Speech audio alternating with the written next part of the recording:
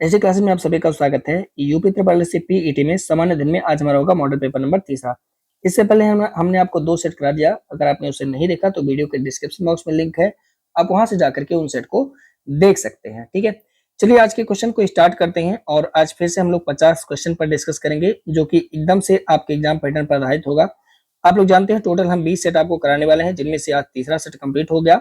17 set हमारा बचा है। अगर आप इसको पूरी ईमानदारी से करते हैं तो आपका सिलेबस पूरी तरह से कंप्लीट हो जाएगा, कुछ भी आपसे छूटेगा नहीं। ठीक है, चलिए पहले क्वेश्चन पे बढ़ते हैं। क्वेश्चन कह रहा है कि निम्नलिखित में से कौन सा सही सुमेलित नहीं है। यानी एक तरफ दिया हुआ है साथी हड़प्पा सभ्यता का स्थल और दूसरी तरफ दिया हुआ है उसकी स्थिति, और आपसे पूछ रहा है कौन सा सही सुमेलित नहीं है। ठीक है, तो अगर आप ध्यान रखेंगे तो यहाँ पे जो करेक्ट आंसर हो जाएगा वो आपका पहला ही होगा, क्योंकि जो हमारा बड़ा गांव है यह उत्तर प्रदेश में है, ना कि राजस्थान में।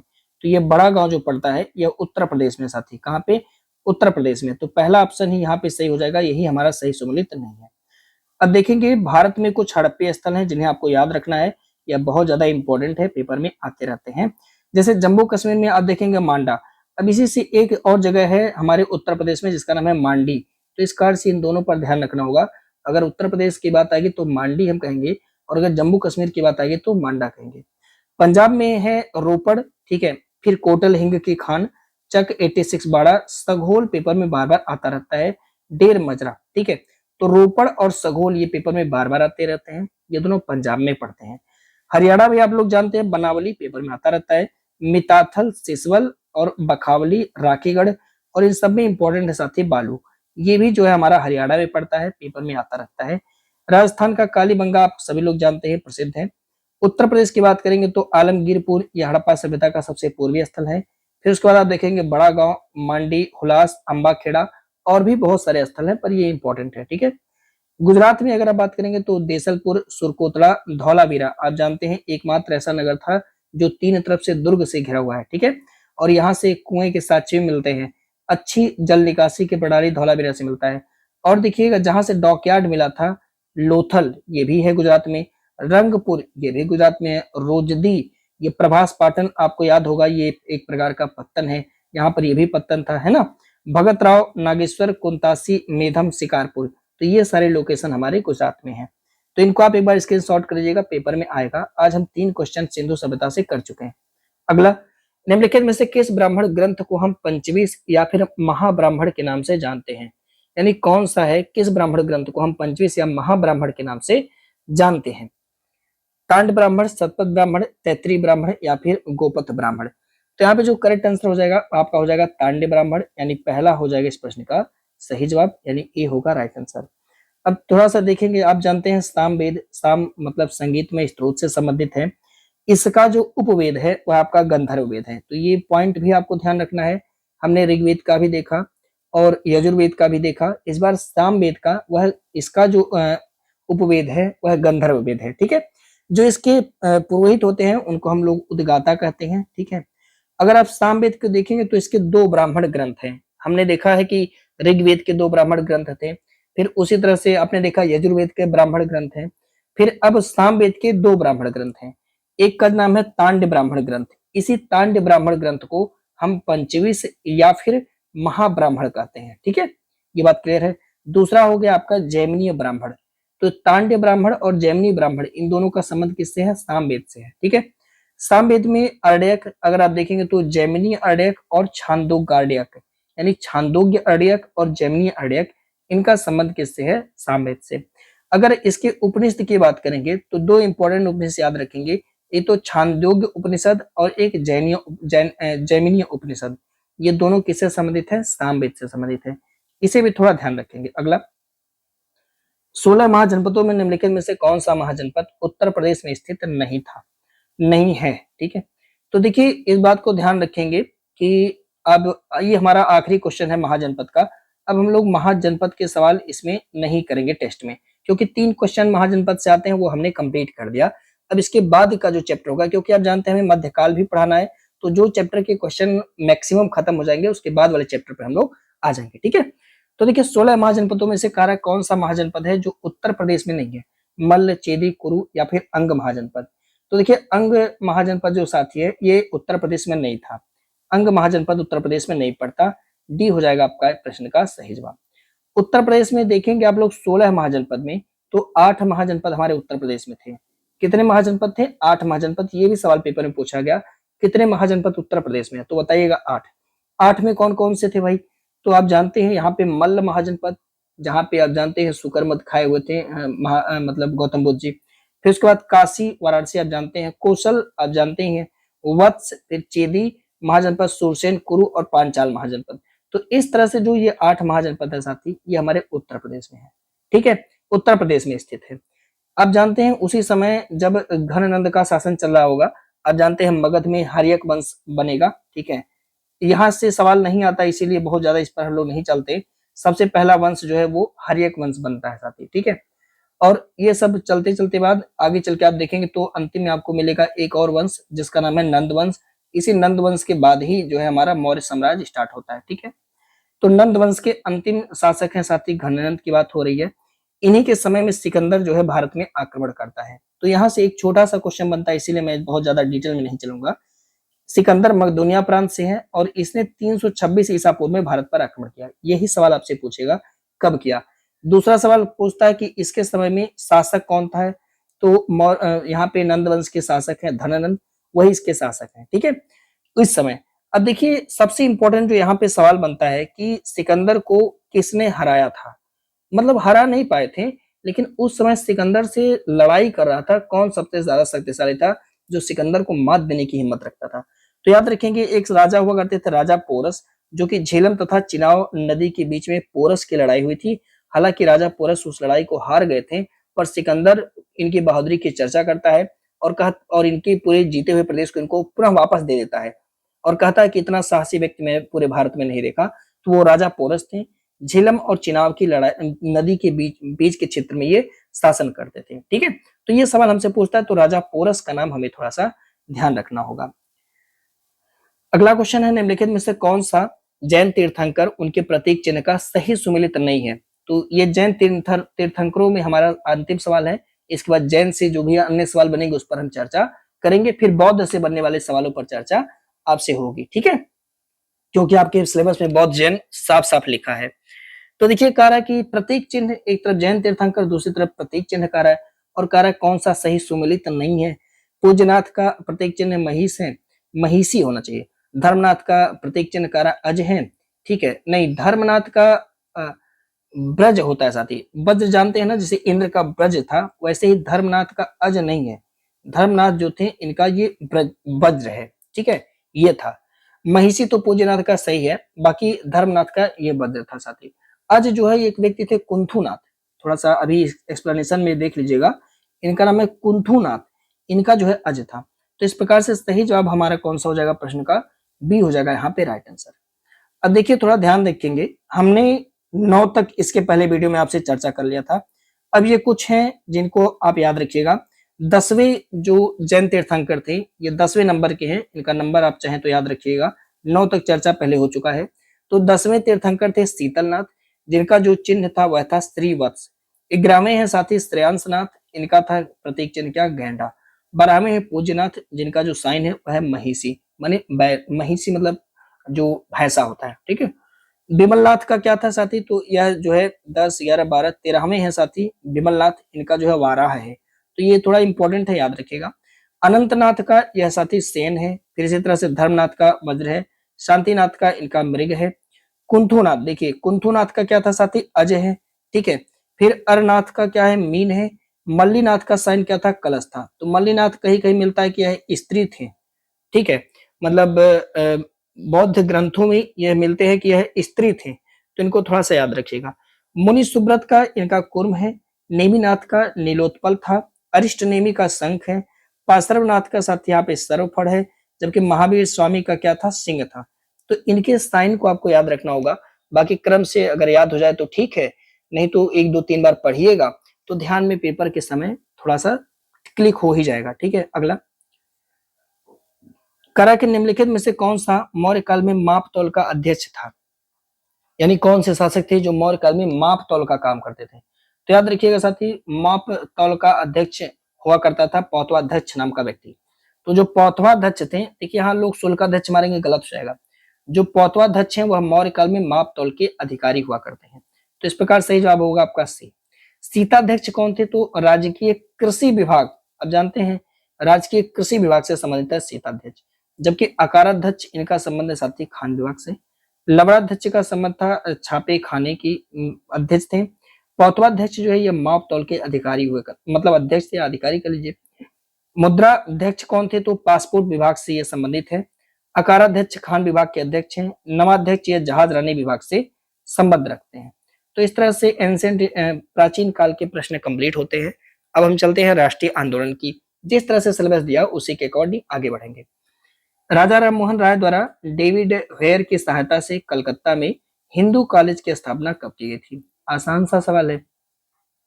तो आप लोग जानते हैं राजा राम मोहन राय के द्वारा 1817 में हिंदू कॉलेज की स्थापना की जाती है। यानी प्रश्न का सही जवाब होगा आपका सी, राइट आंसर। यहाँ से कई क्वेश्चन पूछता है कि राजा राम मोहन राय की किसकी सहायता से हिंदू कॉलेज की स्थापना करते हैं? तब हमारा जवाब होता है डेविड वेयर।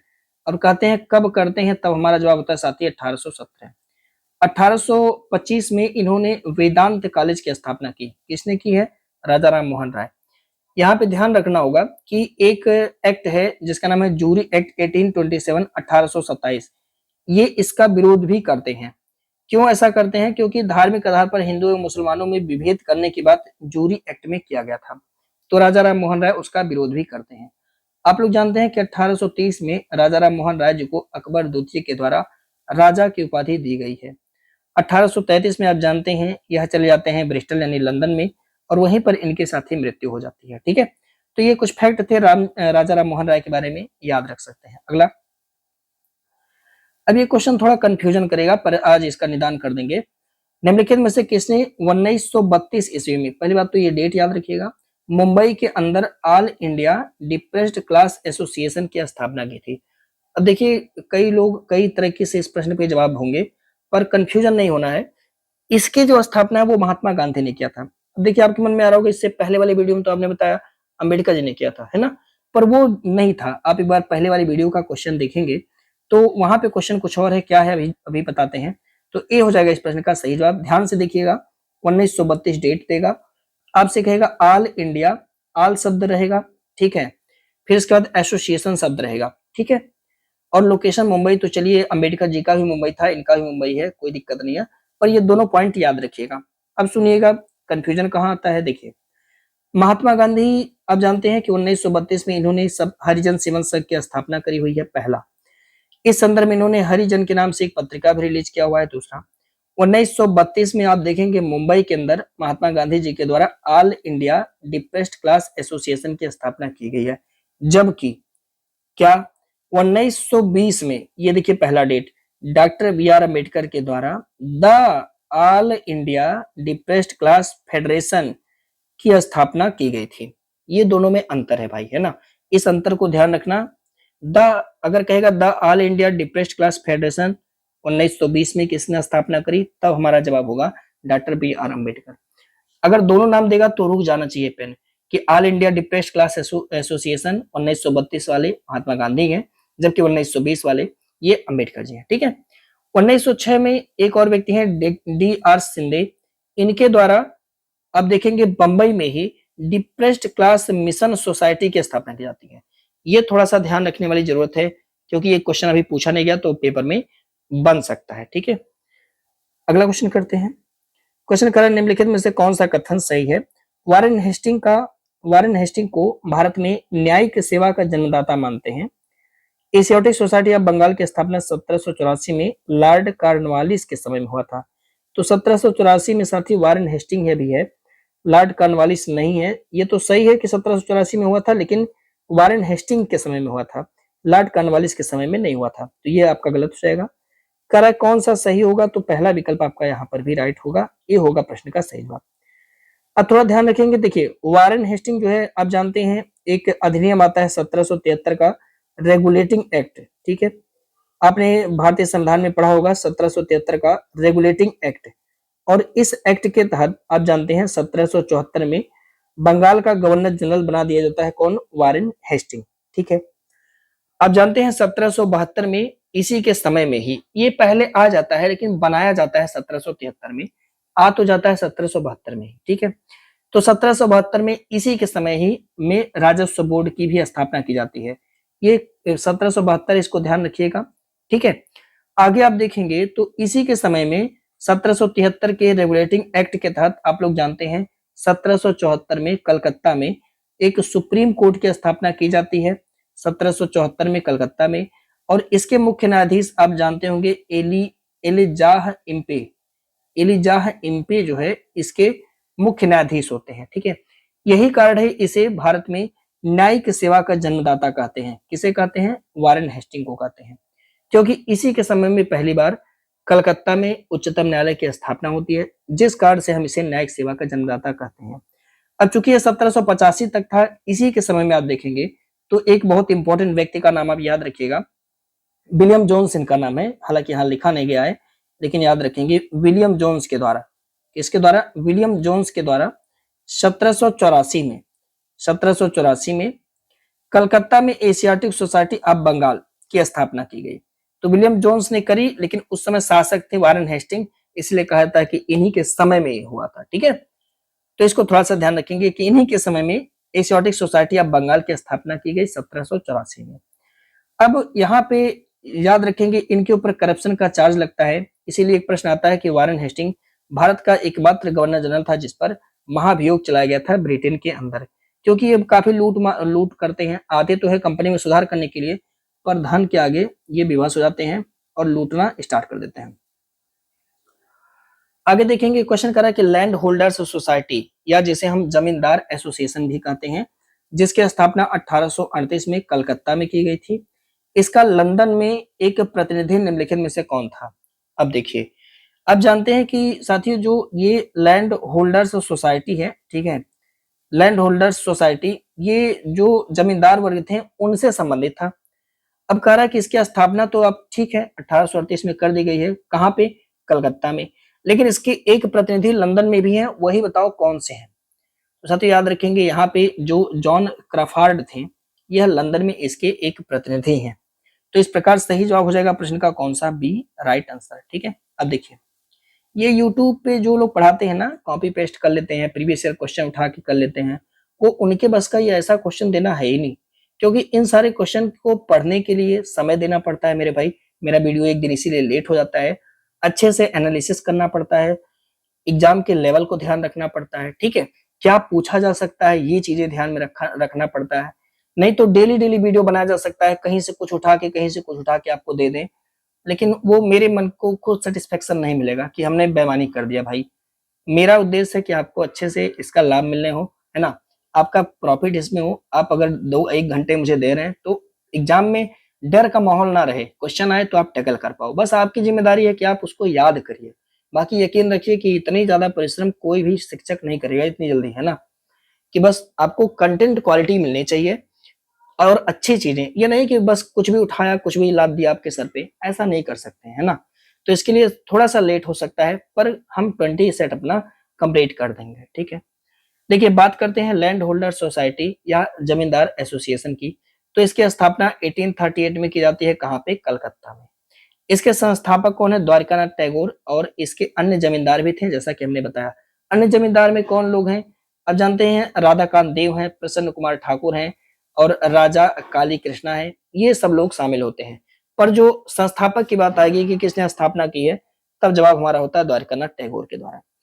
अब यहाँ पे जो इंपॉर्टेंट बात है वो है कि जो लैंड होल्डर सोसाइटी के भारतीय सचिव हैं, भारत में सचिव कौन थे? तो प्रसन्न कुमार ठाकुर हैं, ठीक है।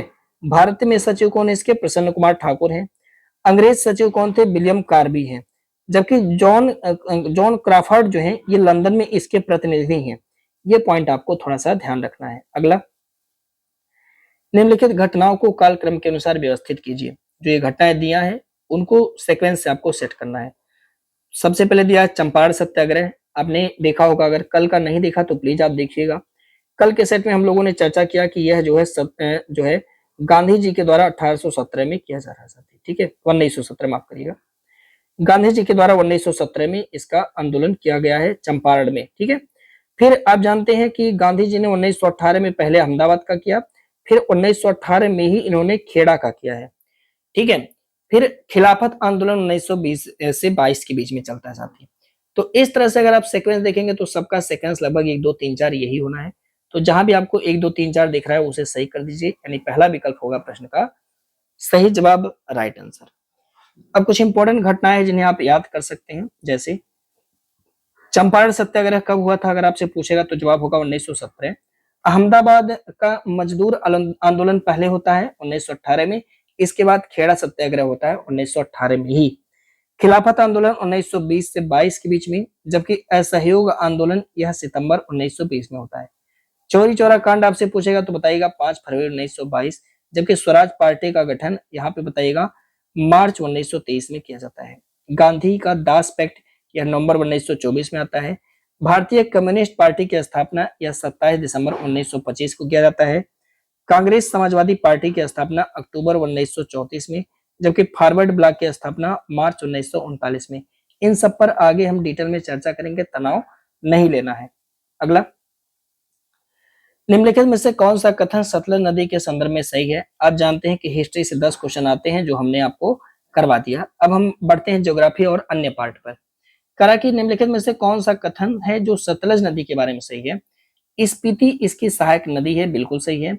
यह हिमालय तंत्र की तीनों श्रेणी, मध्य हिमालय, शिवालिक हिमालय और महान हिमालय, इन तीनों को अपरदित करती हुई बहती है, यानी इन तीनों को क्रॉस करते हुए आती है, ये बात भी सही है। तो आप कहेंगे दोनों स्टेटमेंट सर यहाँ सही है, सी हो जाएगा प्रश्न का राइट आंसर। ठीक है, अब देखिए क्वेश्चन क्या क्या पूछा जा सकता है। निम्नलिखित में से किस नदी का प्राचीन नाम सतुद्री है। तो याद रखिएगा सतलज नदी का प्राचीन नाम सतुद्री था, जो कि राकस ताल से, जिसे हम राक्षस ताल भी कहते हैं, यह तिब्बत में पड़ता है, वहां से निकलती है। और आप जानते हैं हिमाचल प्रदेश में एक दर्रा है सीपकिला दर्रा। अब यहाँ से क्वेश्चन आपसे पूछ सकता है कि सतलज नदी किस दर्रे से होकर के भारत में प्रवेश करती है। तो याद रखिएगा सीपकिला दर्रा से होकर के यह भारत में प्रवेश करती है और यह नदी हिमालय की तीनों श्रेणी, महान हिमालय, लघु हिमालय और शिवालिक को अपरदित करती हुई आगे बढ़ती है। इसके सहायक नदी है साथी स्पीति नदी। भारत में तकरीबन 1080 किलोमीटर लंबाई में यह बहती है। आप जानते हैं सतलज नदी पर परियोजनाएं बनी हुई हैं, जैसे एक परियोजना जानते हैं पंजाब में भाखड़ा नांगल परियोजना है, फिर हिमाचल प्रदेश में ही नाथपा झाकरी परियोजना बनाया गया है, इंदिरा गांधी नहर परियोजना बनाया गया सतलज और ब्यास नदी के संगम पर। तो ये कुछ परियोजनाएं हैं जो इंपॉर्टेंट हैं, आपसे पूछ सकती है, पर इनमें जो इस बार पेपर आने की संभावना है, ये क्वेश्चन आपसे पूछ सकता है किस दर्रे से होकर के सतलज नदी भारत में प्रवेश करती है। तो सीपकिला दर्रा इसे रट लीजिए, क्योंकि इस बार यही पेपर में आने की संभावना रखता है। करा के निम्नलिखित में से कौन सा कथन है जो जलोढ़ मृदा के बारे में सही है, आपको बताना चाहते हैं। ठीक है, यह निक्षेपित मृदाएं होती हैं जिन्हें नदियां और सरिताओं ने बहित और निक्षेपित किया है, यानी नदियां के द्वारा बहा करके लाई गई जो गाद होती है साथी, उससे मिलके बनता है हमारी जलोढ़ मृदा। दूसरा कह रहा है सामान्यतः इस मृदा में पोटास की मात्रा तो ज्यादा होती है, लेकिन इसमें फास्फोरस की मात्रा कम पाई जाती है। बिल्कुल सही है, दोनों स्टेटमेंट आपके सही है, यानी प्रश्न का जो करेक्ट आंसर होगा वह आपका सी हो जाएगा। अब थोड़ा सा देखिएगा जो जलोढ़ मृदा होती है, आप देखेंगे भारत में सबसे ज्यादा क्षेत्र में जलोढ़ मृदा पाई जाती है, लगभग में 11 लाख वर्ग किलोमीटर। यह आंकड़ा अलग अलग किताबों में अलग अलग दिया गया है, तो कंफ्यूजन मत होइएगा, बस इतना याद रखिएगा कि भारत में सर्वाधिक क्षेत्र में यही पाया जाता है। ठीक है, अब यह जो मृदा होती है यह निक्षेपित मृदाएं होती हैं। निक्षेपित का मतलब जैसे नदियां जो होती हैं, आप जानते हैं जैसे मान लीजिए कि गंगा नदी है, तो गंगा नदी बहती है तो इसके साथ साथ ऊपर से ही मलबे बहते हैं, और मलबे बहने के साथ साथ पानी जो है आगे निकल जाती है, मलबे जो है वो साइड साइड में जम जाते हैं। इससे साथियों एक पूरा का पूरा भूमि का निर्माण होता है, एक पूरे मैदान का निर्माण होता है। तो ये जो मैदान बनता है यही मैदान जलोढ़ क्षेत्र कहलाता है। ठीक है, अब यही मृदा जो होती है उसे हम निक्षेपित मृदा बोलते हैं। तो ये बात समझ में आ गया कि जो हमारी जलोढ़ मृदा होती है वो निक्षेपित मृदा होती है, और नदी और सरिताओं ने इसे वहित तथा निक्षेपित किया हुआ है। प्रायद्वीप भारत में अगर आप देखेंगे तो प्रायद्वीप भारत में नदियां कहाँ बहती है, तो आप कहोगे सर ज्यादा नदियां जो है वो पूर्वी तट पर दिखने को मिलती हैं। तो अगर आप देखेंगे प्रायद्वीप भारत में, तो प्रायद्वीप भारत में ये जो मृदा है वह पूर्वी तट की नदियों की डेल्टाओं में, जो कृष्णा देखिए कृष्णा तो इधर है, ठीक है, जो महानदी है, ठीक है, वैगई नदी है, पलार नदी है, इन सारी नदियों के किनारे आप पाएंगे तो वहां पे जो है जलोढ़ मृदा देखने को मिलती है। ठीक है, तो नदी के डेल्टाओं पर भी मिलता है और जो नदी की घाटियां हैं वहां पर भी हमें देखने को मिलता है। सामान्यतः इस मृदा में पोटास की मात्रा ज्यादा होती है। यही फैक्ट आपको याद रखना है कि जो हमारी जलोढ़ मृदा होती है उसमें पोटास डालने की जरूरत नहीं होती है, लेकिन फास्फोरस की मात्रा इसमें कम पाई जाती है। इस मृदा का जो रंग होता है वो हल्का भूसर भूरा टाइप का होता है, लेकिन निक्षेपण की गहराई पर निर्भर करता है कि जो मिट्टी की गहराई बनी हुई है वह है, और दूसरा इसकी जलोढ़ का गठन कैसे हुआ है, मतलब उसमें गाद कितना पड़ा है, रेत कितना पड़ा है, बालू कितना है, उसके गठन पर भी निर्भर करता है, और उस मृदा के निर्माण में लगने वाली समय अवधि पर निर्भर करता है। तो ये तीनों भी ऑप्शन में दे सकता है भैया कि किस मतलब कौन सा कथन सही होगा या कौन सी बातें जलोढ़ मृदा के निर्माण के संदर्भ में सही होगी। तो याद रखेंगे इसके रंग के लिए तीन चीजें जिम्मेदार हैं, ये तो निक्षेपण की गहराई, ये तो जलोढ़ का गठन, और दूसरा निर्माण में लगने वाला समय अवधि। ठीक है, अगला, भारत में निम्नलिखित में से किस आदिम निर्वाह कृषि का संबंध मुख्यतः मध्य प्रदेश राज्य से है? मध्य होना चाहिए साथी। ठीक है, तो आदिम निर्वाह कृषि मतलब स्थानांतरित कृषि। आप जानते हैं हमारे यहाँ भी स्थानांतरित कृषि होता है। तो कह रहा है कि कौन सा स्थानांतरित कृषि एमपी यानी मध्य प्रदेश में देखने को मिलता है साथी। ठीक है, तो यहाँ पे जो करेक्ट आंसर हो जाएगा, आप जानते हैं झूम तो यह पूर्वोत्तर राज्य से संबंधित है। ठीक है, पूर्वोत्तर राज्य में हमें झूम की कृषि देखने को मिलती है। जबकि पामलू की अगर हम लोग बात करेंगे साथी, जो हमारा ये पामलू होता है यह भी पूर्वोत्तर राज्य में, लेकिन विशेषतः मणिपुर में, मणिपुर में आप देखेंगे तो पामलू होता है। दीपा की अगर आप लोग बात करेंगे, जो दीपा होता है तो यह दो जगह है, हम इसे ध्यान रखते हैं। एक तो छत्तीसगढ़ में इसे दीपा के नाम से जानते हैं। ठीक है, छत्तीसगढ़ के में, और दूसरा होता है अंडमान और निकोबार द्वीप में। तो अंडमान निकोबार और छत्तीसगढ़ में दीपा। अब जो बचा आपका एक ही ऑप्शन बचा, बेवर या फिर दहिया, यह जो है मध्य प्रदेश की आदिम निर्वाह कृषि है। ठीक है, अब पूरा लिस्ट दे दे रहा हूं, इसको आप रट लेना, पेपर में यहां से क्वेश्चन आएगा कि कौन सी स्थानांतरित कृषि कौन से क्षेत्र से संबंधित है। तो याद रखेंगे पूर्वोत्तर भारत में आप देखेंगे तो झूम मिलेगा, मणिपुर में आपको पामलू मिलेगा, छत्तीसगढ़ और अंडमान निकोबार द्वीप में आपको यहाँ पे दीपा मिलेगी। मध्य प्रदेश में आप देखेंगे तो इसे बेवर या फिर दहिया कहते हैं।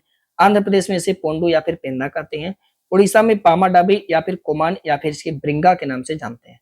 पश्चिमी घाट पे इसे कुमारी कहते हैं, और ये पॉइंट इंपॉर्टेंट है क्योंकि पेपर में आता रहता है।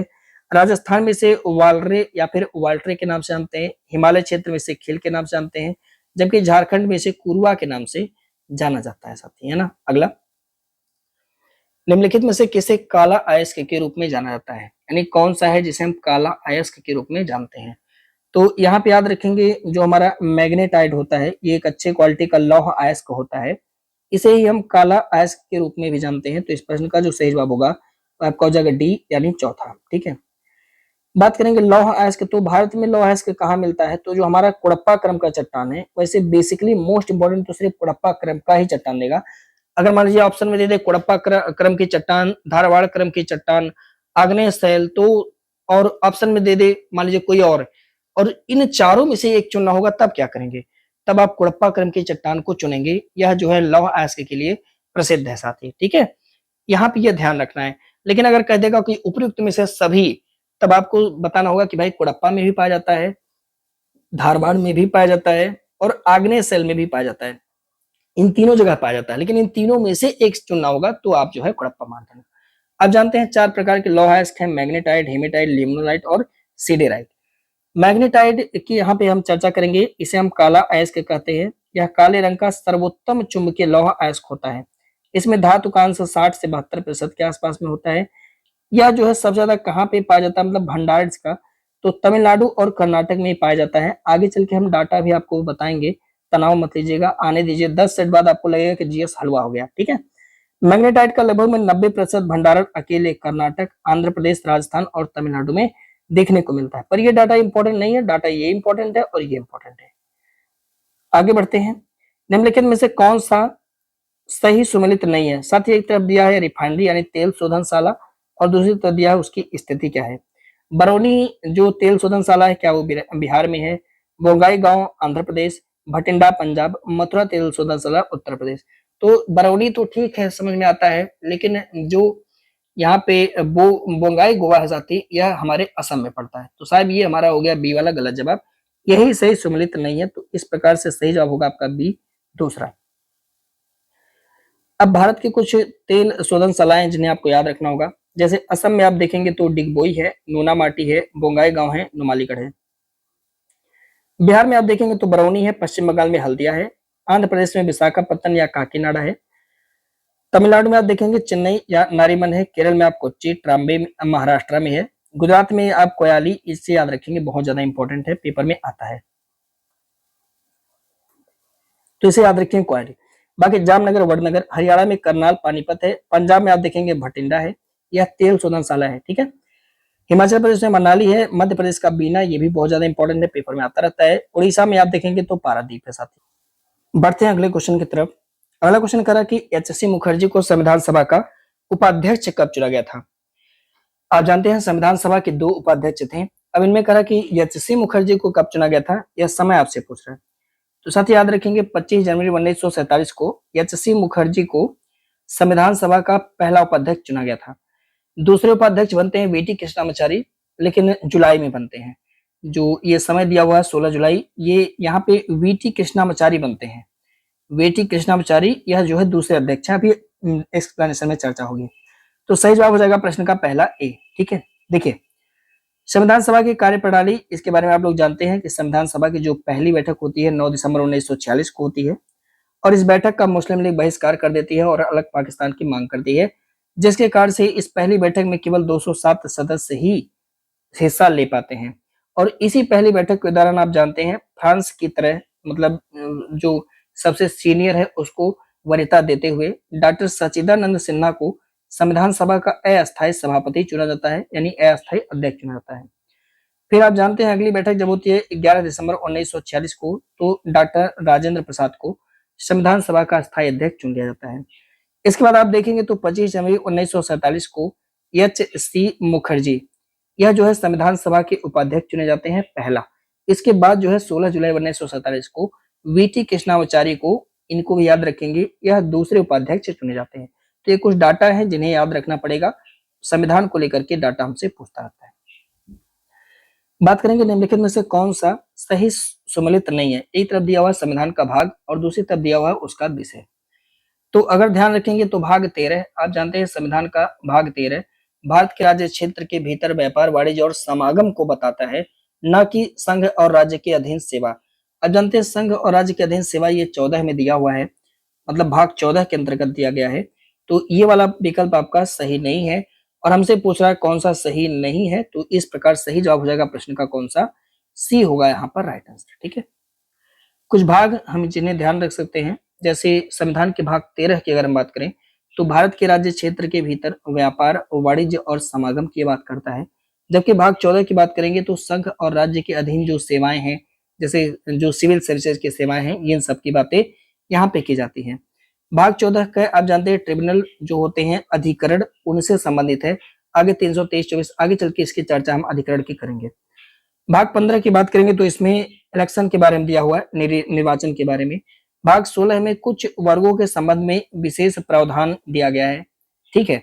भाग 17 आप जानते हैं राजभाषा से संबंधित है, जबकि भाग 18 में आप देखेंगे तो आपात बंद दिया गया है। भाग 19 प्रकीर्ण, भाग 20 जो है वह संविधान के संशोधन से संबंधित है। तो भाग यहाँ पे कंप्लीट होते हैं। अब संविधान के जो अन्य पार्ट है उस पर हम चर्चा करेंगे। अगला, निम्नलिखित में से कौन सा अनुच्छेद मौलिक अधिकार के तहत समता के अधिकार के अंतर्गत नहीं आता है। साथ ही आप लोग जानते हैं समता के अधिकार में कौन कौन सा आर्टिकल आता है, तो आप कहोगे सर आर्टिकल 14 से लगा करके आर्टिकल 18 तक ये हमारा समता के अधिकार में आता है। तो इस प्रकार से अगर आप ध्यान रखेंगे तो अनुच्छेद 19 यह जो है हमारी स्वतंत्रता के अधिकार में आ जाता है, ठीक है। तो स्वतंत्रता के अधिकार में आता है, साथ ही न कि समता के अधिकार में। तो इस प्रकार सही जवाब हो जाएगा आपका कौन सा, डी, क्योंकि कह रहा है कौन सा नहीं आता, तो डी वाला नहीं आता है, ठीक है। आपको पता होगा अगर हम बात करेंगे मौलिक अधिकार को लेकर के, तो मूल संविधान में आप जानते हैं 7 मौलिक अधिकार थे, जबकि 44वां संविधान संशोधन अधिनियम 1978 के द्वारा संपत्ति का जो मूल अधिकार था इसे हटा दिया गया है, मौलिक अधिकार की सूची से हटा दिया गया है। अब संपत्ति का अधिकार भाग 12 में दिया हुआ है अनुच्छेद 300 क के तहत, और अब यह जो है साथी है कानूनी अधिकार है। कैसा अधिकार, कानूनी अधिकार है। और वर्तमान में आप देखेंगे तो कुल टोटल 6 मूल अधिकार दिए हुए हैं। 6 मूल अधिकार कौन कौन से हैं। सबसे पहला जो मूल अधिकार है वह समता का अधिकार है, जो कि अनुच्छेद 14 से 18 तक में वर्णित है। दूसरा है स्वतंत्रता का अधिकार, जो कि 19 से 22 के अंतर्गत दिया हुआ है। तीसरा है शोषण के विरुद्ध अधिकार, अनुच्छेद 23 और 24 में है। चौथा जो अधिकार है वह धर्म की स्वतंत्रता अनुच्छेद 25 से 28 में है। संस्कृत और शिक्षा संबंधित यह 29 और 30 में है। जबकि संवैधानिक उपचारों का अधिकार यह अनुच्छेद 32 के तहत दिया हुआ है। तो इन पर हम चर्चा करेंगे आने वाले सब्जेक्ट में धीरे धीरे, ठीक है, आने वाले जो पार्ट है उसमें। निम्नलिखित में से कौन सा कथन सही है? राजस्थान देश का पहला राज्य था जहां पर पंचायती राज की स्थापना हुई। तो आप जानते हैं ये बात सही है, क्योंकि राजस्थान के नागौर में आप जानते हैं तत्कालीन प्रधानमंत्री श्री पंडित जवाहरलाल नेहरू जी के द्वारा पंचायती राज की स्थापना की जाती है। अशोक मेहता समिति ने पंचायती राज को त्रिस्तरीय के बजाय द्विस्तरीय होने की सिफारिश की थी। ये बात भी सही है। तो ये स्टेटमेंट आपसे दूसरे तरीके से भी पूछा जाएगा, अभी हम इस पर चर्चा करेंगे। सी हो जाएगा प्रश्न का सही जवाब। देखिए, पहली बात तो आप जानते हैं कि राष्ट्रीय जो विकास परिषद थी, इसने जनवरी 1958 में बलवंत राय मेहता समिति की सिफारिश को स्वीकार किया था और इन्होंने कहा था त्रिस्तरीय की बात की थी। बलवंत राय मेहता समिति आपको पता होगा, कल की वीडियो में यानी इससे पहले वाली सेट में उस पर हमने चर्चा कर लिया। इसीलिए मैं कहता हूँ कंटिन्यू जितने सेट कराए जा रहे हैं आपको देखना होगा, ठीक है। इन्हीं के कहने पर सबसे पहले राजस्थान में देश का पहला ऐसा राज्य राजस्थान बना जहां पे पंचायती राज को लागू किया गया। 2 अक्टूबर 1959 को तत्कालीन प्रधानमंत्री पंडित जवाहरलाल नेहरू जी के द्वारा नागौर जिले से इसको स्टार्ट किया गया। इसके बाद जो है इसे आंध्र प्रदेश राज्य में लागू किया जाता है। आगे चल के आप देखेंगे कुछ समय बाद दिसंबर 1977 में जनता पार्टी की सरकार के द्वारा एक कमेटी बनाई जाती है जिसका नाम है साथी अशोक मेहता समिति। इस समिति ने सिफारिश किया कि भाई देखो, जो ये इन्होंने त्रिस्तरीय पंचायती बताया है बलवंत राय ने, इसको 2 स्तरीय कर देते हैं, ठीक है। तो यहाँ पे ये क्वेश्चन आपसे पूछेगा कि निम्नलिखित में से किस समिति ने पंचायती राज को 2 स्तरीय होने की सुझाव, 2 स्तरीय करने की सुझाव दी थी? तब आपका जवाब होगा अशोक मेहता समिति, जिसका गठन किया जाता है दिसंबर 1977 में। अगर पूछेगा त्रिस्तरीय कौन किया था, तब जवाब होगा बलवंत राय मेहता समिति। इसे थोड़ा सा याद रखेंगे। जनवरी 1957 में उसकी स्थापना की जाती है बलवंत राय मेहता कमेटी की। अगला, निम्नलिखित में से कौन सा कथन उच्चतम न्यायालय के न्यायाधीश के संबंध में सही है? पहला कह रहा है कि उच्चतम न्यायालय के न्यायाधीशों की नियुक्ति राष्ट्रपति करते हैं। ये बात तो सर्वविदित है। दूसरा कह रहा है कि संविधान में उच्चतम न्यायालय के न्यायाधीशों की कार्यकाल अधिकतम 3 वर्ष निर्धारित किए गए हैं। तो यहाँ पे ध्यान रखेंगे कि अभी तक संविधान में इनके कार्यकाल का निर्धारण नहीं किया गया, जिस कारण से बी वाला विकल्प आपका गलत हो जाएगा। यानी सही जवाब होगा इस प्रश्न का कौन सा? ए, यानी पहला होगा यहाँ पे राइट आंसर। अब देखिए उच्चतम न्यायालय के न्यायाधीश के बारे में क्या क्या सवाल आ सकते हैं। सबसे पहले तो उच्चतम न्यायालय के न्यायाधीश की नियुक्ति कौन करता है? राष्ट्रपति करते हैं। जबकि मुख्य न्यायाधीश की नियुक्ति राष्ट्रपति अन्य न्यायाधीश और उच्च न्यायालय के न्यायाधीश की सलाह पर करते हैं। ये कोलिजियम प्रणाली है जिसको समझना है, पर इस लेवल पे उसकी जरूरत नहीं है कि हम कोलिजियम आपको समझाएं, ठीक है। फिलहाल में इतना याद रखिएगा कि राष्ट्रपति उच्चतम न्यायालय के न्यायाधीशों की नियुक्ति करते हैं और अगर उन्हें मुख्य न्यायाधीश की नियुक्ति करना है तो अन्य न्यायाधीश यानी उच्चतम न्यायालय के अन्य न्यायाधीश से परामर्श लेंगे और उच्च न्यायालय के न्यायाधीशों की सलाह पर करेंगे। ये पूरा सिस्टम है, उसे समझने की यहाँ पे जरूरत नहीं है। उच्चतम न्यायालय के लिए जो न्यायाधीश जो नियुक्त किए जाते हैं वह भारत के राष्ट्रपति या इस काम के लिए उनके द्वारा अपॉइंट किए गए किसी व्यक्ति के सामने शपथ लेते हैं।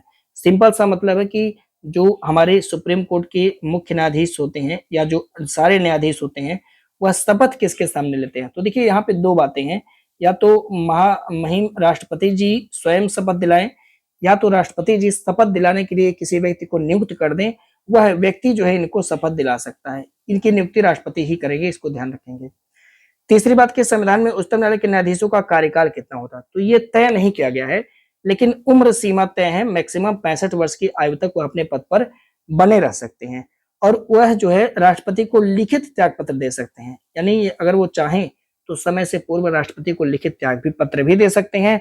संसद की सिफारिश पर राष्ट्रपति द्वारा उन्हें पद से हटाया जाता है। यानी अगर संसद, इसके लिए पूरा प्रक्रिया होता है साथी, है ना, दोनों सदनों से विधेयक पास करके दोनों सदनों से प्रस्ताव पास करके तब हटाने की प्रक्रिया होती है इनके ऊपर। इतनी आसान प्रक्रिया इनको हटाने की नहीं होती है, क्योंकि इनके ऊपर सिद्ध कदाचार होने पर इनको हटाया जाता है। लंबा प्रोसेस होता है। अभी हाल ही में आप देख रहे होंगे कि एक जन के ऊपर जो लगा हुआ है पैसे को लेकर के, है ना, तो वो सारी लंबी प्रक्रिया। पर इतना याद रख सकते हैं कि राष्ट्रपति हटा सकते हैं, इसके लिए संसद की सिफारिश पर वो उसे ऐसा कर सकते हैं, ठीक है। अगला है कि वॉशिंग मशीन, जिसे आप प्रक्षालन मशीन का भी कहते हैं, तो कह रहा है कि वॉशिंग मशीन का कार्य सिद्धांत क्या है, वो किस सिद्धांत पे कार्य करता है। तो साथियों आप जानते हैं वॉशिंग मशीन हो गया, यह हमारा जो है अपकेंद्रण के सिद्धांत पे काम करता है। यानी अभिकेंद्रीय बल जो हमारी सेंट्रीपिटल फोर्स होता है उस पर साथियों ये काम करता है। अब ये क्या होता है सेंट्रीपिटल फोर्स, आप लोग जानते हैं कि जब भी कोई भी कण होगा, जब वो वृत्तीय पथ पर गति करता है तो कण पर एक बल कार्य करता है जिसकी दिशा जो है सदैव वृत्त के केंद्र की ओर होता है। यानी अगर कोई चीज है जो ऐसे ऐसे घूम रहा है तो इस पर एक फोर्स कार्य करेगा और इस फोर्स की दिशा जो है वो इसके केंद्र की तरफ होता है। यानी कोई भी पार्टिकल हो तो इसकी तरफ जाकर के वो इकट्ठा हो जाता है। ठीक है, इसी सिद्धांत पे दूध से मक्खन निकालने वाली मशीन काम करती है। गाँव में आप मथनी देखते होंगे, उससे गोल गोल घुमाया जाता है, सारे पार्टिकल आकर के उस मथनी पर आकर के जमा हो जाते हैं। ठीक है, फिर अब वॉशिंग मशीन भी हमारा इसी अभिकेंद्री बल के सिद्धांत पे काम करता है और इस सिद्धांत पे बहुत सारे और भी चीजें काम करती रहती हैं। तो यहाँ पे जहाँ पे सेंटर की बात आएगी आपको ध्यान रखना होगा कि वहां पे अभिकेंद्री बल ही चल रहा है। अगला, गैल्वेनाइज्ड लोहे के पाइप पर निम्नलिखित में से किसकी परत होती है? जो गैल्वेनाइज्ड लोहा होता है उसकी जो पाइप होती है उस पर परत किसका लगाते हैं? साथ ही उस पर जस्ते का परत लगाते हैं। सही जवाब होगा आपका ए, पहला राइट आंसर। आप जानते हैं लोहे के दो प्रमुख जो है अयस्क होते हैं, एक तो होता है हेमेटाइट, एक होता है मैग्नेटाइट। इसे वात भट्टी प्रक्रिया के द्वारा लोहे का निष्कर्षण इन्हीं दोनों अयस्क से किया जाता है। वायु, वायु मतलब ऑक्सीजन एवं नमी, इसकी उपस्थिति में लोहे पर साथ ही जंग लग जाती है और यह संक्षारित होकर भूरे रंग के ऑक्साइड बना लेते हैं। तो याद रखिएगा, वायु मतलब ऑक्सीजन, नमी तो नमी है। लोहे को कठोर बनाने के लिए इसमें कार्बन की मात्रा को मिलाया जाता है और इसके आधार पर आप देखेंगे तो ढलवा लोहा आप जानते हैं इसमें कार्बन की मात्रा तकरीबन 2 से 4% होता है, जबकि लोहे का प्रतिशत इसमें 93 से 94% होता है। बाकी इसमें सिलिकॉन फास्फोरस मिलाते हैं ताकि ये ढलवा लोहा जो है मजबूत हो जाए। जो गैल्वेनाइज्ड लोहा होता है इसके पाइप पर साथियों जस्ते की परत जो है वो चढ़ाते हैं।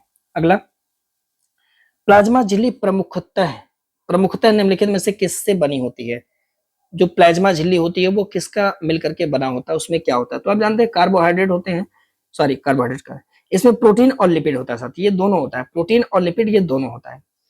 तो बिल्कुल सही हो जाएगा, ये कार्बनिक अणु से मिलकर बनते हैं जो प्रोटीन और लिपिड होता है। बिल्कुल सही है, तो इस प्रश्न का जो करेक्ट आंसर होगा आपका हो जाएगा डी, राइट आंसर। ठीक है, अब देखिए बात करते हैं प्लाज्मा झिल्ली। तो यह जो है कोशिका की सबसे बाहरी परत होती है, कोई सेल है उसका सबसे बाहरी परत होता है जो कोशिका के घटकों को बाहरी पर्यावरण से क्या करता है, अलग करता है, ताकि बाहर की चीजें अंदर अंदर की चीजें बाहर ना जाए। इसे हम वर्णात्मक पारगम्य झिल्ली भी कहते हैं। कुछ पदार्थ जैसे कार्बन डाइऑक्साइड अथवा ऑक्सीजन कोशिका झिल्ली के आर पार विसरण की प्रक्रिया द्वारा आ जा सकते हैं। तो ये सवाल आपसे पूछ सकता है, तो ये विसरण की प्रक्रिया ये थोड़ा सा आपको ध्यान रखना होगा। ठीक है, प्लाज्मा झिल्ली लचीली होती है, कार्बनिक और कार्बनिक अणुओं जैसे लिपिड और प्रोटीन से मिलकर के बनी होती है। तो ये पॉइंट आपसे पूछा था, थोड़ा सा ध्यान रखेंगे। अगला, निम्नलिखित में से कौन सी प्रक्रिया है जो कि विसरण के द्वारा संपन्न होती है? पादप जो कोशिकाएं होती हैं वो परासरण के द्वारा ही जल ग्रहण करती हैं। ठीक है, पौधे के जो मूल होते हैं, जो रूट होते हैं, जड़ होते हैं, वो जल का अवशोषण जो है वो परासरण, वही विसरण परासरण है, इसी के द्वारा करते हैं। तो अब यहाँ पे याद रखेंगे दोनों स्टेटमेंट बिल्कुल सही है, सी जवाब हो जाएगा, यानी ए और बी दोनों के दोनों विकल्प आपके सही है। अब देखिएगा इस प्रोसेस को, देखिए जो भी एक कोशिकीय अलवड़ी जलीय जीव होते हैं, ठीक है, और अधिकांश पादप कोशिकाएं ये परासरण के द्वारा ही जो है वो जल का ग्रहण करते हैं। यानी याद रखिएगा जल ग्रहण की जब बात आएगी तब हम पादप सॉरी परासरण का ही नाम लेंगे। ठीक है, पौधे के जो मूल होते हैं, मूल मतलब रूट यानी जड़ जो होते हैं, जड़ द्वारा जल का अवशोषण किस प्रक्रिया से करते हैं? परासरण के द्वारा करते हैं। कोशिका के जीवन में विसरण जल तथा गैसों के आदान प्रदान की प्रक्रिया में महत्वपूर्ण भूमिका निभाते हैं। ठीक है, कोशिका से विभिन्न अणुओं का अंदर आना तथा बाहर जाना यह विसरण प्रक्रिया के द्वारा ही संपन्न होता है। ये भी आपसे सवाल पूछ सकता है। अगला, पौधे में कुछ निश्चित क्षेत्र में ही वृद्धि होता है। जैसे आप जानते हैं ये पूरा अगर पेड़ है तो कहीं से थोड़ी बढ़ने लगता है, नहीं, कहीं आप देखेंगे यहाँ से अगर टहनी निकला है तो यहीं से पौधे में जो है गोफा उफा निकल सकता है, तो पूरे पेड़ से नहीं निकलता है। अब देखते हैं कि अगर इसका ऊपर का भाग है तो यहाँ से फूल वगैरह निकल सकता है, ऐसा। ठीक है, पर पूरे पेड़ से नहीं निकलता। तो कह रहा कि वृद्धि जो है कुछ निश्चित क्षेत्र में ही होता है। ऐसा निम्नलिखित में से किस ऊतक के कारण से होता है? तो देखिए पौधे के अंदर ये जहाँ पे वृद्धि होता है, क्योंकि वहां पे विभज्योत उदक, एक उदक नाम है जिसका नाम है विभज्योत। ठीक है, विभज्योत। अब विभज्योत उदक या विभज्योतक भी कह देते हैं, विभज्योतक उदक, इसी के कारण जो है पौधे के किसी भाग में वृद्धि होती है साथी। तो यहाँ पे सही जवाब आपका कौन सा हो जाएगा? विभज्योतक उदक। अब देखिए थोड़ा सा ध्यान से समझेंगे, पादप उतक दो तरह से होते हैं। जो पादप उतक होते हैं, जो प्लांट टिश्यू होते हैं, उनके दो पार्ट होते हैं। एक तो आपका होता है विभज्योतक, ठीक है, विभज्योतक उतक होता है। एक होता है जिसे हम लोग बोलते हैं अस्थायी ऊतक। अब इसके कई प्रकार है, आगे चल के डिवाइड किया जाएगा, तो अभी फिलहाल में एक एक को समझते हैं। तो देखिए जो विभज्योतक ऊतक है, इसका सिंपल सा काम है कि जहां पर भी ये पाया जाएगा वहीं से पौधा विभाजित होगा, यानी वहां से उसके टहनी निकल सकते हैं, पुष्प निकल सकते हैं और कुछ निकल सकते हैं।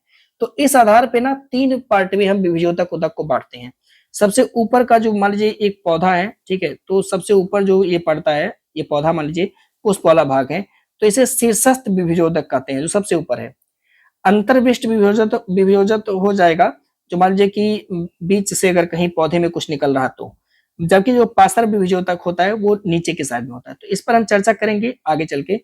विभज्योतक के तीन प्रकार हैं, इसको भी ध्यान रखिएगा ताकि आगे के जब क्लास में आए तो कंफ्यूजन ना बने। ठीक है, अगला। अब हम थोड़े सी स्टैटिक की बात करेंगे। वैश्विक भूख सूचकांक 2024 में, सॉरी, इकोनॉमी की बात करेंगे और करंट अफेयर से जोड़ के इकोनॉमी को समझेंगे, क्योंकि इकोनॉमी बहुत प्राचीन काल का नहीं पूछेगा, करंट अफेयर जोड़ के रखता है, इसीलिए अब हम करंट अफेयर जोड़ के इकोनॉमी की चर्चा करेंगे। वैश्विक भूख सूचकांक 2024 जारी किया गया, अभी 2025 जारी नहीं किया गया है। इस सूचकांक में कह रहा है कि भारत की स्थिति क्या है। तो अब जानते हैं इस सूचकांक में जो भारत है वह 107वें नंबर पे आ गया भाई, यानी बहुत ज्यादा भूखमंगे हमारे यहाँ पे पड़े हुए हैं साथी, है ना। कोई बात नहीं, हम राम का नाम लेंगे, कुछ भी हो जाए, भूख से भले ही दुनिया परेशान हो पर अपना किया जाता है। देखिए वैश्विक भूख सूचकांक 2025 की बात करेंगे तो इसके दो लोग जारी करता है, मिल करके जारी करते हैं। एक जन का नाम है कंसन वर्ल्ड वाइड, एक जन का नाम है वेल्थुंगर हेल्थ। भाई साहब ये दोनों लोग मिल करके जारी करते हैं एक सूचकांक जिसका नाम है वैश्विक भूख सूचकांक। अभी आपको याद रखना होगा कि यहाँ पे चार आधार पर इस सूचकांक को मतलब जारी करते हैं, चार चीजों को देखते हैं कि उस देश में अल्प पोषण की क्या स्थिति है, उस देश में चाइल्ड जो बाल मृत्यु दर है उसकी क्या स्थिति है, उस देश के अंदर लंबाई के अनुपात में कम वजन वाले बच्चों की क्या स्थिति है, आयु के अनुपात में कम लंबाई, माने आयु बढ़ गई लेकिन लंबाई कम हुई, उसकी स्थिति। तो इन तीनों आधार पे जो है वो वैश्विक भूख सूचकांक जारी किया जाता है। अभी की बात करेंगे तो भारत की स्थिति आप जानते हैं, भारत जो है इस बार 27.3 स्कोर प्राप्त करके 127 देशों में 107वें स्थान पे आ गया है, जो भारत की सबसे गंभीर श्रेणी में ला करके इसको खड़ा कर दिया कि भारत जो है भूख सूचकांक के बेस पर सबसे गंभीर श्रेणी में आकर के खड़ा है साथियों। ठीक है, तो इस फैक्ट को याद रखेंगे। अगला, निम्नलिखित में से किस पंचवर्षीय योजना में कृषि क्षेत्र में विकास दर ऋणात्मक रही? पहली, दूसरी, तीसरी, चौथी या फिर पांचवी पंचवर्षीय योजना? कौन सी पंचवर्षीय योजना में ऐसा हुआ था? तो साथ याद रखेंगे तीसरी पंचवर्षीय योजना थी जब कृषि दर में ऋणात्मक वृद्धि देखी गई थी। तो इस प्रश्न का सही जवाब होगा कौन सा? सी, राइट आंसर। देखिए पहली पंचवर्षीय योजना में आप देखेंगे तो 2.71% की वृद्धि हुई थी, जैसा कि पहले भी हमने आपसे बताया कि पहली पंचवर्षीय योजना का लक्ष्य ही था कृषि क्षेत्र में उत्पादकता को बढ़ावा देना, तो वृद्धि हुई थी। दूसरी में आप देखेंगे तो इसमें 3.15% 61 तक, लेकिन उसके बाद थोड़ा सा युद्ध वगैरह में दुनिया व्यस्त हो जाती है, तो तीसरी 61 से 66 तक इसमें -0.73% की नकारात्मक वृद्धि दर रही हमारे यहाँ कृषि क्षेत्र में। ठीक है, उसके बाद जो है 3 ईयर प्लान लाया जाता है, जिसमें आप देखेंगे तो प्रोग्रेस किया कृषि एग्रीकल्चर क्षेत्र ने 4.16% की वृद्धि हुई। फिर उसके बाद चौथा आया साथी 1969 से 74 के बीच में, इसमें 2.57। इसके बाद आठवीं पंचवर्षीय योजना रखी गई जिसमें सबसे ज्यादा वृद्धि हुआ अब तक का 4.72%। जो 12वीं पंचवर्षीय योजना थी इसमें 4.0% का टारगेट रखा गया था। उसके बाद तो मोदी जी ने आया, उन्हें कहा ये सब चीजें सही नहीं है, पहले से हम नहीं बताएंगे हम क्या करेंगे, हम जब कर लेंगे तब बताएंगे, और 10 साल हो गया आज तक नहीं बताए। हर साल बजट के अंदर आप देखेंगे तो तकरीबन 10,000 करोड़ के आसपास में एग्रीकल्चर पे खत्म हो रहा है हर साल, और पिछले 10 वर्षों में देखेंगे तो तकरीबन 100 करोड़ से ज्यादा रुपया एग्रीकल्चर पर खत्म हो गया है। पर प्रोग्रेस क्या है वो आप देख सकते हैं, हम देख सकते हैं, पर हमें इसका जवाब नहीं मांगना है, हमें तो बस सिर्फ वोट देना है ना। अगला, जून 2025 में रजिस्ट्रार माने कोई भी शासक आता है तो ऐसे ही करता है, तो मोदी जी की गलती नहीं है, सिर्फ बीजेपी की गलती नहीं है, कोई भी शासक आता है तो ऐसे ही करता है, ऐसे ही चलता रहता है ना। नेहरू जी का कार्यकाल मुझे कुछ हद तक अच्छा लगा क्योंकि बहुत सारे काम किए गए, आज के समय में होते तो मुझे लगता है और बेहतर काम हो सकता था। जून 2025 में रजिस्ट्रार जनरल कार्यालय भारत सरकार के द्वारा नमूना पंजीकरण प्रणाली बुलेटिन जारी किया गया। ये देखिए बहुत अच्छा रिपोर्ट है ना। कहा गया कि इसके अनुसार निम्नलिखित में से किस राज्य में समग्र रूप से सबसे कम शिशु मृत्यु दर रही? कौन सा राज्य है भाई समग्र रूप से सबसे कम शिशु मृत्यु दर है? तो साथ ही याद रखेंगे इस रिपोर्ट के अनुसार जो हमारा मणिपुर है, इसमें समग्र रूप से सबसे कम शिशु मृत्यु दर है। यानी सही जवाब हो जाएगा प्रश्न का कौन सा, ए पहला। ठीक है, देखिए नमूना पंजीकरण प्रणाली बुलेटिन पहली बात तो जारी कौन किया, तो रजिस्ट्रार जनरल कार्यालय भारत सरकार। बुलेटिन में जो आंकड़े लिए गए हैं वो वर्ष 2022 में के आंकड़े हैं। ठीक है, जो सभी राज्यों और केंद्र शासित प्रदेशों में बताता है कि समग्र रूप से सबसे कम शिशु मृत्यु दर जो है वो मणिपुर में है।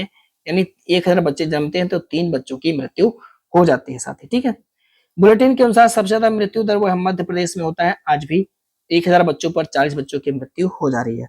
वर्ष 2022 के संदर्भ में भारत के बड़े राज्यों में सर्वाधिक जन्म दर वह जो है साथी बिहार राज्य में है और न्यूनतम जन्म दर वह जो है तमिलनाडु राज्य में है। ये पॉइंट बहुत ज्यादा इंपॉर्टेंट है। ठीक है, अगला प्रश्न है, निम्नलिखित कथनों पर विचार कीजिएगा। FAO के अनुसार दुग्ध उत्पादन में भारत विश्व में दूसरे स्थान पे है। तो ये बात तो पहले गलत हो जाएगा क्योंकि भारत जो है वह जो है पहले स्थान पे है। दुग्ध उत्पादन में आप देखेंगे तो हमारा भारत जो है वो पहले स्थान पे है, तो पहला विकल्प गलत। भारत वैश्विक दूध उत्पादन का 25% उत्पादन करता है, ये वाला बात सही है। तो केवल 2 स्टेटमेंट इस प्रश्न का सही होगा। अगर आपने बी चुना तो आपका हो जाएगा राइट आंसर। ठीक है, अब देखिए एक रिपोर्ट है मूलभूत पशुपालन सांख्यिकी रिपोर्ट 2024। इसके जारी करता है मत्स्य पालन पशुपालन डेयरी मंत्रालय भारत सरकार। रिपोर्ट के अनुसार वर्ष 2023-24 के दौरान आप देखेंगे तो भारत के अंदर कुल दुग्ध का उत्पादन 239.30 मिलियन टन के आसपास में रहा साथी, है ना। FAO की ही माने जो वैश्विक स्तर पे करता है, ठीक है, वो कहता है कि भारत विश्व में दूध उत्पादन में पहले स्थान पे है। तो FAO के अनुसार ठीक है, कुल दुग्ध उत्पादन में भारत विश्व में पहले स्थान पे है और पूरी वैश्विक दूध उत्पादन का 25% अकेले हमारा भारत जो है वो उत्पादन करता है।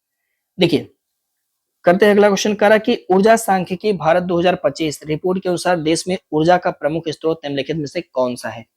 एक रिपोर्ट जारी किया गया जिसका नाम है ऊर्जा सांख्यिकी भारत 2025 रिपोर्ट। अब कह रहा कि भारत के अंतर्गत ऊर्जा का प्रमुख स्रोत क्या है। भाई ऊर्जा हम लोग मैक्सिमम किससे इस्तेमाल करते हैं, तो देखिए हमारे यहाँ आज भी ऊर्जा का प्रमुख स्रोत साथी वो कोयला बना हुआ है। तो इस प्रकार सही जवाब हो जाएगा प्रश्न का कौन सा, पहला आपका राइट आंसर। ठीक है, अब देखेंगे ये जो रिपोर्ट है ये जारी कौन किया है, तो सांख्यिकी और कार्यक्रम कार्यान्वयन मंत्रालय भारत सरकार ने ऊर्जा सांख्यिकी भारत 2025 रिपोर्ट जारी किया गया। रिपोर्ट के अनुसार देश में ऊर्जा का जो प्रमुख स्रोत है वह क्या बना हुआ है, कोयला बना हुआ है। लगभग में 60% ऊर्जा हम कोयला से प्राप्त करते हैं। इसके बाद जो है सेकंड नंबर पे हम कच्चे तेल से प्राप्त करते हैं तकरीबन 29% के आसपास में। फिर उसके बाद जो हमारे नेचुरल गैस होते हैं इससे हम ऊर्जा प्राप्त करते हैं तकरीबन 7% के आसपास। ठीक है, नवीकरणीय ऊर्जा की अनुमानित क्षमता के संदर्भ में सबसे ज्यादा वह राजस्थान में है। दूसरे नंबर पे आप देखेंगे महाराष्ट्र में है। तीसरे नंबर पे आप देखेंगे तो गुजरात का नंबर आता है। ठीक है, तो यहाँ पे इसको याद रख सकते हैं। हो सकता है आपसे ये प्रश्न पूछे कि नवीकरणीय ऊर्जा की अनुमानित क्षमता के संदर्भ में कौन सा राज्य ज्यादा प्रभावी है, यानी कौन से राज्य में ज्यादा हो सकता है नवीकरणीय ऊर्जा, तो जवाब होगा साहब आपका राजस्थान। ठीक है, अगला अब हम थोड़े से 10 क्वेश्चन स्टैटिक जीके के बात करेंगे। स्टैटिक जीके में जो है यूपी जीके का भी कुछ प्रश्न सम्मिलित रहेगा। करंट अफेयर बेस्ड यहाँ पे भी क्वेश्चन देखने को मिल सकता है। तो भारतीय गन्ना अनुसंधान संस्थान कार्य कहाँ पे स्थित है, तो भारत का जो गन्ना अनुसंधान संस्थान है या कह सकता है भारत की जगह लिख देगा केंद्रीय, तो कंफ्यूज नहीं होंगे, चाहे केंद्रीय लिखेगा चाहे भारत लिखेगा। तो यहाँ पे गन्ना अनुसंधान संस्थान ये हमारे लखनऊ में पड़ता है। तो इस प्रश्न का जो सही जवाब हो जाएगा वो आपका हो जाएगा सी राइट आंसर। ठीक है, अब कुछ संस्थान है जिसे आपको याद रखना होगा जो उत्तर प्रदेश में है, कुछ तो है जो बाहर है, जैसे राष्ट्रीय जैविक खेती केंद्र ये तो गाजियाबाद उत्तर प्रदेश में है। भारतीय चारागाह एवं चारा अनुसंधान संस्थान पेपर में ही आने वाला, इस बार इसको स्टार बना लीजिएगा 3 ठो, या जो है झांसी में है। राष्ट्रीय पौध संरक्षा एवं प्रशिक्षण संस्थान यह हैदराबाद में पड़ता है। विपणन और निरीक्षण निदेशालय यह फरीदाबाद में है। राष्ट्रीय केला अनुसंधान संस्थान त्रिची तमिलनाडु में है। भारतीय गन्ना अनुसंधान संस्थान लखनऊ में है। आपको बताते चले कि भारत जो है विश्व में केले का सबसे बड़ा उत्पादक है, यानी केले के प्रोडक्शन में भारत जो है वो पहले स्थान पे है। केला हमारे यहाँ सबसे ज्यादा प्रोडक्शन होता है। ठीक है, तो भारतीय गन्ना अनुसंधान संस्थान का जो है कहाँ पे है, ये लखनऊ में है।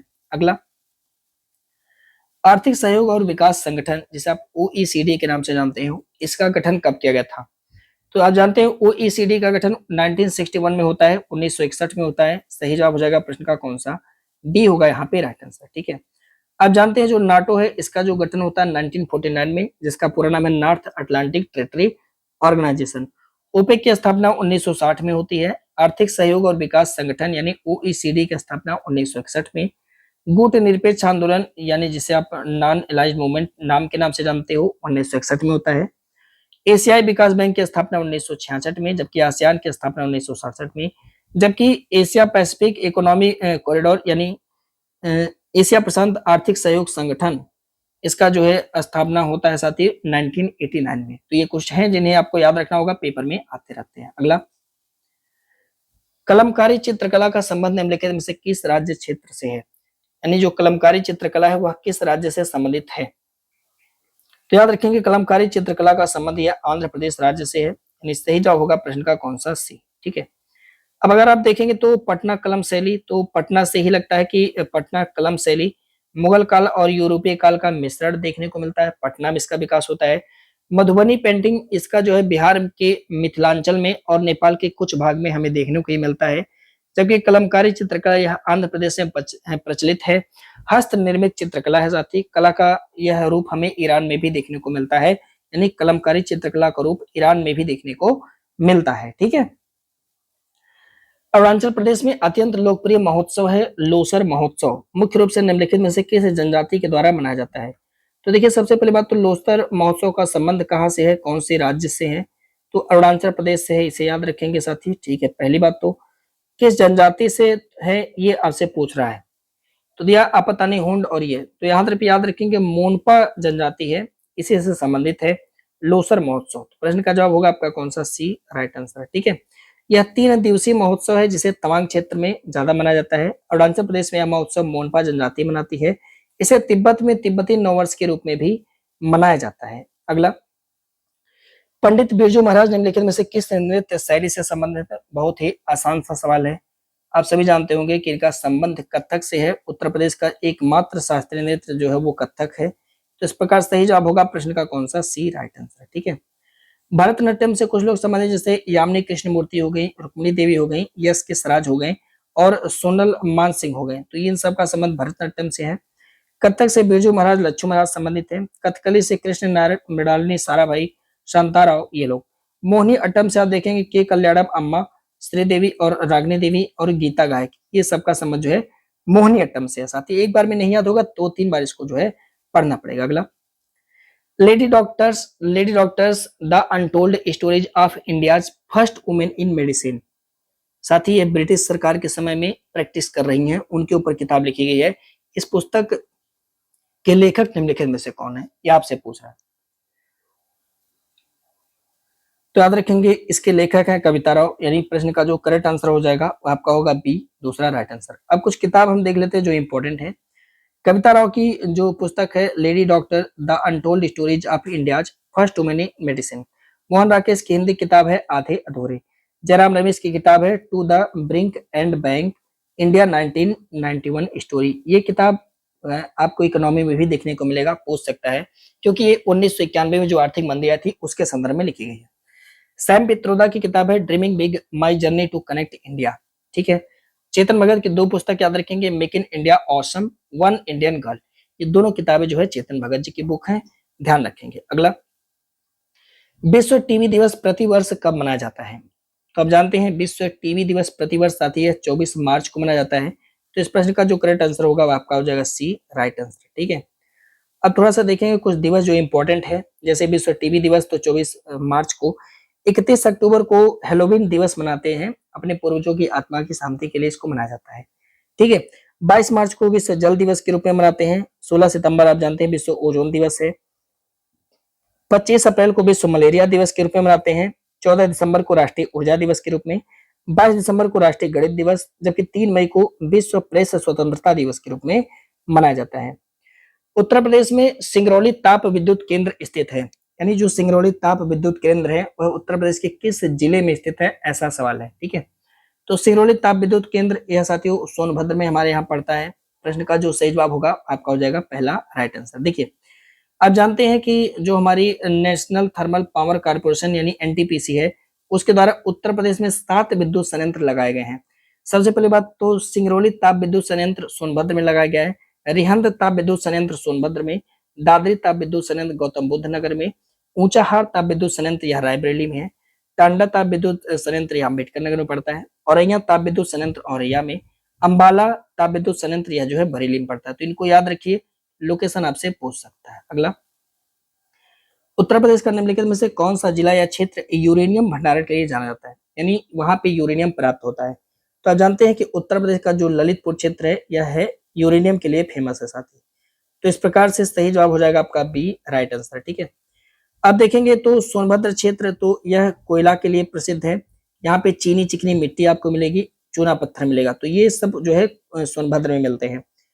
ललितपुर में आप देखेंगे तो यूरेनियम, तांबा, रॉक फास्फेट जिसे सीमेंट बनाया जाता है, ये जो है आप ललितपुर में पाएंगे। प्रयागराज का बहुत ज्यादा इंपॉर्टेंट है, यहाँ पे ग्लास रेत मिलता है, इसे कई तरीके से पूछेगा, कांच बालू कहेगा, शीशा बालू कहेगा, तो भी आपका जवाब होगा साथी प्रयागराज। इसको थोड़ा सा ध्यान रखिएगा, यहाँ पे सिलिकॉन बालू भी इसको कह सकता है। बांदा की बात करेगा तो पोटास या फिर यहाँ से हीरे का निष्कर्षण, हालांकि ललितपुर से भी हीरे का निष्कर्षण होता है। जालौन से आप देखें तो ग्रेनाइट पत्थर, महोबा से डायस्पोर या फिर पायरोफाइलाइट का निष्कर्षण होता है। मिर्जापुर से आप देखेंगे सैंड स्टोन, यहाँ पे देखिए यहाँ पे ग्लास स्टोन है, तो यहाँ पे सैंड स्टोन या जो है मिर्जापुर से निकलता है। चूना पत्थर एस्बेटास कैलेसाइट या जो है मिर्जापुर से। तो ये भैया एक बार में नहीं याद होगा, 2-3 बार इसको पढ़ना पड़ेगा। ठीक है, अगला, उत्तर प्रदेश के निम्नलिखित में से किस जिले को capital of the wood craft कहा जाता है। Capital of the wood craft के रूप में जाना जाता है भदोही, सहारनपुर, कन्नौज या फिर लखनऊ। तो वुड क्राफ्ट ये आप जानते हैं सहारनपुर, यहाँ पे लकड़ी का काम ज्यादा होता है। तो इस प्रकार से सही जवाब प्रश्न का कौन सा होगा, बी, यानी दूसरा होगा राइट आंसर। भदोही को आप जानते हैं कालीन नगरी के रूप में जानते हैं, सहारनपुर को कैपिटल ऑफ वुड क्राफ्ट कहते हैं, कन्नौज को हम इत्र नगर के रूप में जानते हैं, शाहजहांपुर को शहीदों का नगरी कहते हैं, लखनऊ को विज्ञान की नगरी, जबकि फिरोजाबाद को सुहाग नगरी, मुरादाबाद को पीतल नगरी के रूप में जाना जाता है। अब हम बात करेंगे करंट अफेयर के कुछ सवाल जो कि पहले भी कराए जा चुके हैं, लेकिन वो खत्म हो जाएंगे तो इसके बाद नए क्वेश्चन भी बनेंगे। निम्नलिखित में से किसे मेजर ध्यानचंद्र खेल रत्न पुरस्कार 2024 प्रदान किया गया है। तो आप जानते हैं यहाँ पे मेजर ध्यानचंद्र खेल रत्न पुरस्कार इनमें से डी गुकेश या गुड़ेश लिखा जाता है, इनको इन्हें प्रदान किया गया है 2024 का, तो पहला हो जाएगा सही जवाब। बाकी यहाँ पे ध्यान रखेंगे कुछ जन का नाम कुछ और इंपॉर्टेंट है, जैसे मेजर ध्यानचंद पुरस्कार कुछ लोग को दिया गया। आप जानते हैं डी गुणेश जी को शतरंज के मामले में दिया गया, हरमनप्रीत सिंह इन्हें पुरुष हॉकी में दिया गया, जबकि प्रवीण कुमार को पैरा एथलेटिक्स के मामले में दिया गया, मनु भाकर को निशानेबाजी के मामले में दिया गया। अर्जुन पुरस्कार तो कई लोगों को प्राप्त हुआ, पर कुछ जन को याद रखेंगे, जैसे अनु रानी को एथलेटिक्स के मामले में दिया गया, वंतिका अग्रवाल को शतरंज के मामले में, सुखजीत सिंह को हॉकी के मामले में, प्रीतिपाल पैरा एथलेटिक्स, जबकि कपिल परमार को पैरा जूडो के मामले में यह पुरस्कार दिया गया है। मदर मेरी कम्स टू मी पुस्तक के लेखक कौन है। तो आप जानते हैं इस पुस्तक के लेखक अरुंधति राय जी हैं। तो इस प्रश्न का जो सही जवाब होगा वो आपका हो जाएगा बी, यानी दूसरा राइट आंसर। ठीक है, अब देखिए पार्वती तिर्की की किताब है फिर उगना, अभी हाल ही में इनसी के लिए इनको अवार्ड भी मिला। अरुंधति राय को मदर मेरी कम्स टू मी, मेरा गणपति का हाउ टू फॉरगेट, एस ए करबी कास्बी इनका जो है किंग ऑफ एसेज, ये बहुत इंपॉर्टेंट है, आप थोड़ा ध्यान रखना।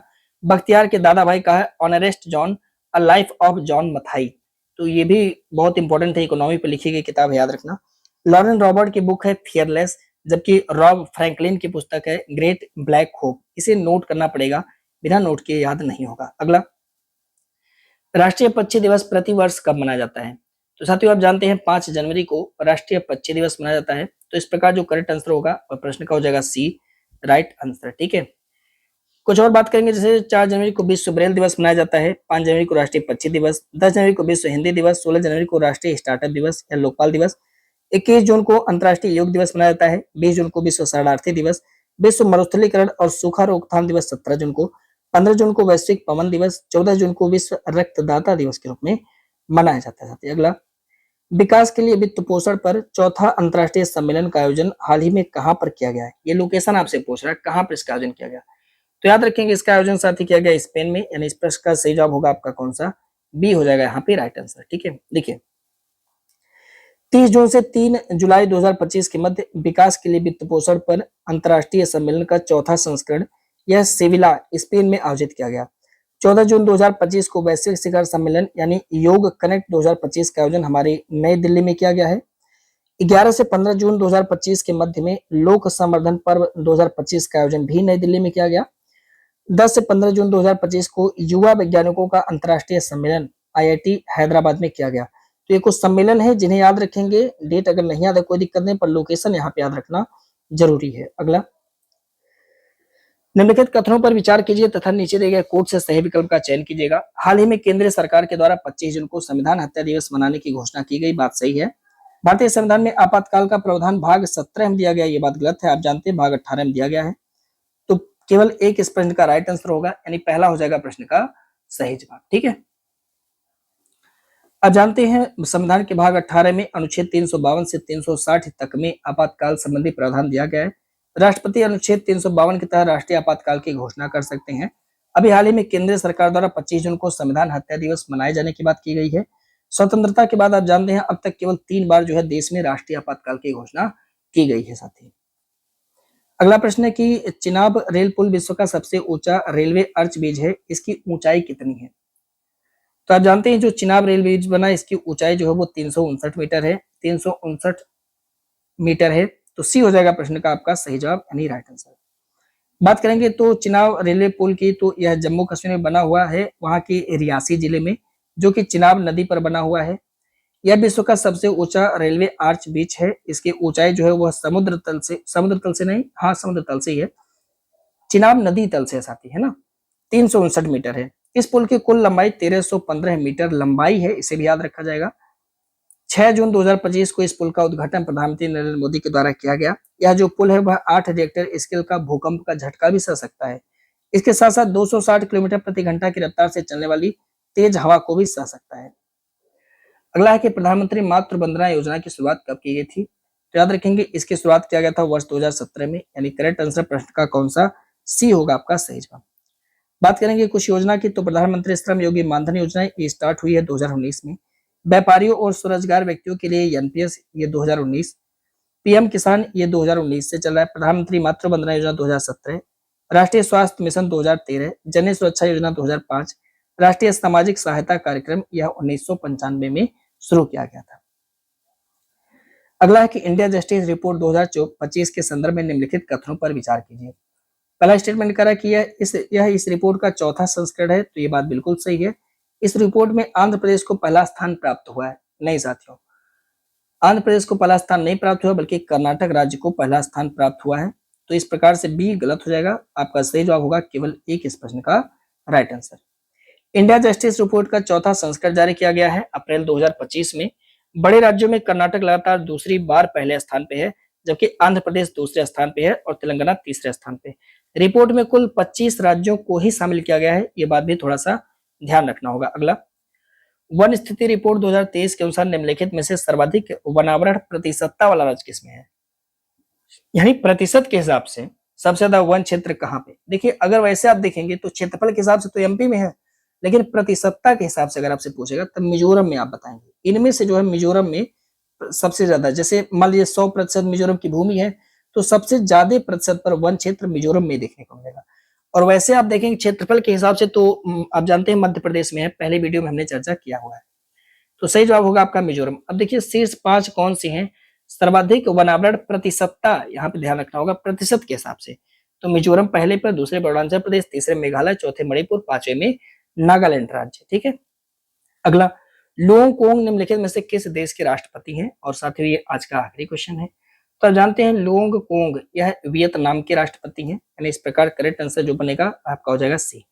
अब कुछ देश के राष्ट्रपति हैं, इन्हें आपको याद रखना होगा, जैसे क्रोएशिया के जोरोन मिलानोविक है, ठीक है, सिंगापुर के थर्मन सन मुगरत्नम है, वियतनाम के लुओंग कोंग है, ताइवान के लाई चिगते हैं, लिथुआनिया के गीतानस नौसेद हैं, आइसलैंड के हल्ला टॉम्स डॉटिर हैं, जॉर्जिया के जो हैं वो मिखाइल कैवेल्सविली हैं, जबकि मैक्सिको के क्लाउडिया सिनबॉम हैं, याद रखेंगे, नामीबिया के नटुम्बो नदी नदैत्वा हैं, दक्षिण अफ्रीका के सिरिल रामाफोस हैं, अल्जीरिया के अब्देल मदजीद तेबनॉन है, एक बार में किसी को नहीं याद होगा, रवांडा के यह जो है पॉल कागमे है।